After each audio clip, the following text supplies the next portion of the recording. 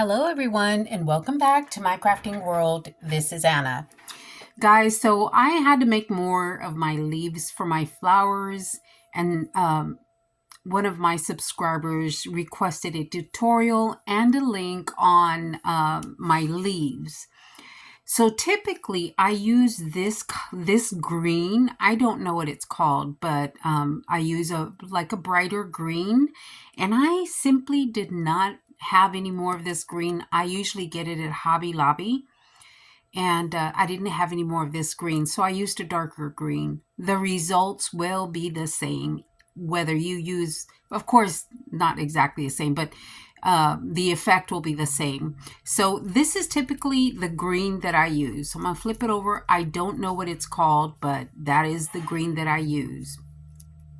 So the ink color that I use is pine needles.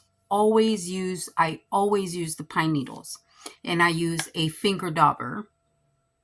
And the dye that you'll need for these particular leaves will be in the description box.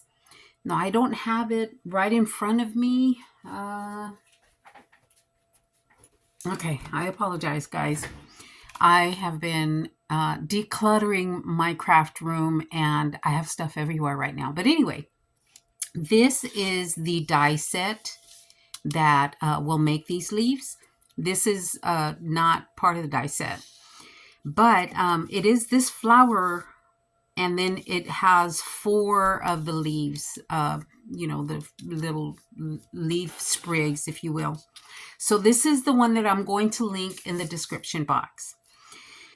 Super, super easy to make. So you die cut your leaves, and then you get I get my pine needles, and then I load it with some ink. And then as you can tell, I've been making leaves this morning. So you just ink your edges, and it's up to you how dark you want your edges. Once this dries, it's going to be lighter. So if you know you want dark edges, or just start out with a little bit and then see how it looks once it's dry. And then if you feel like it needs more, then go over it a second time until you familiarize yourself with how much ink to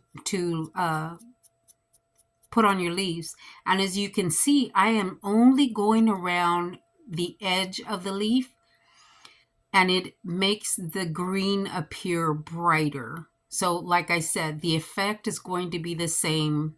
It doesn't matter what green you use. The center will be brighter than it will appear brighter, is what I should be saying. So there is the inking of my leaf, and I make these up, by a couple dozen at a time. So there you go.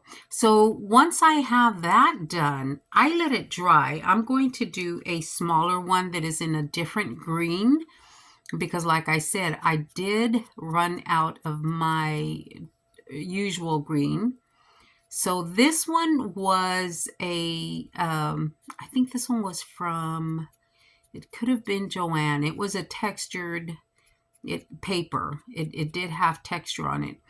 And the thicker your paper, the heavier the weight, the more durable your leaf will be. And I think they look prettier if the paper is thicker.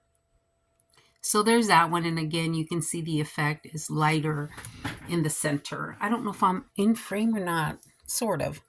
Okay, so there are the 2 leaves that I have colored. Now I'm going to show you 2 that have already dried. Okay, those 2 are already dry. I let these dry completely before I go on to the next step.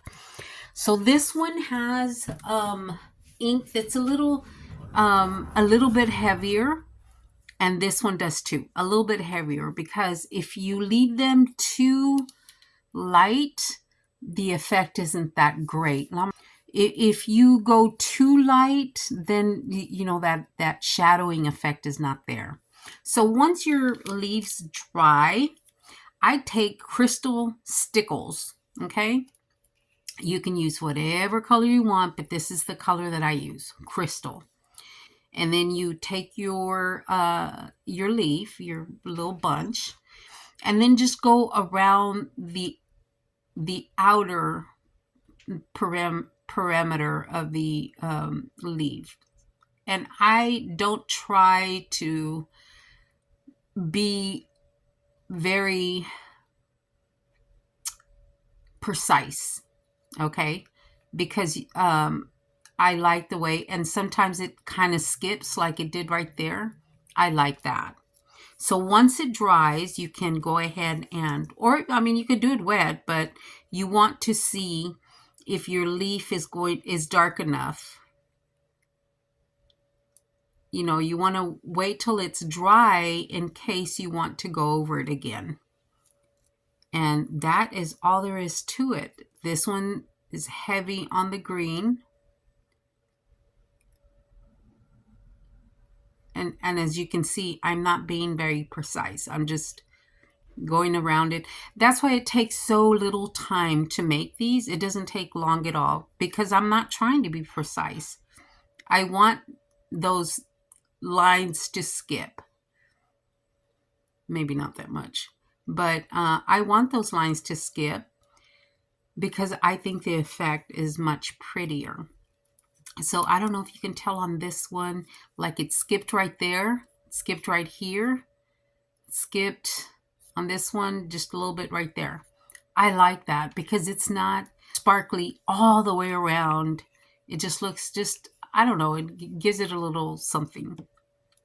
Once that is dry, I take my bone folder and I curve the leaf. I don't know if any of these are dry enough. I've been working on them for a little bit. Yeah, I think they are.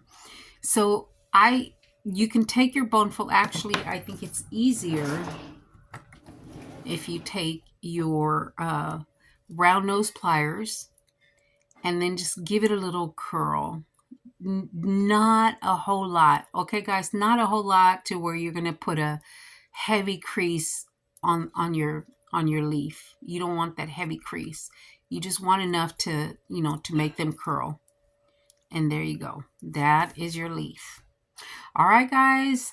That's all I have for you today. Thank you so much for watching. Betty, I hope this was helpful. Look for the link in the description box, and I will talk to everyone later. Y'all have a great day. Thanks a lot, guys.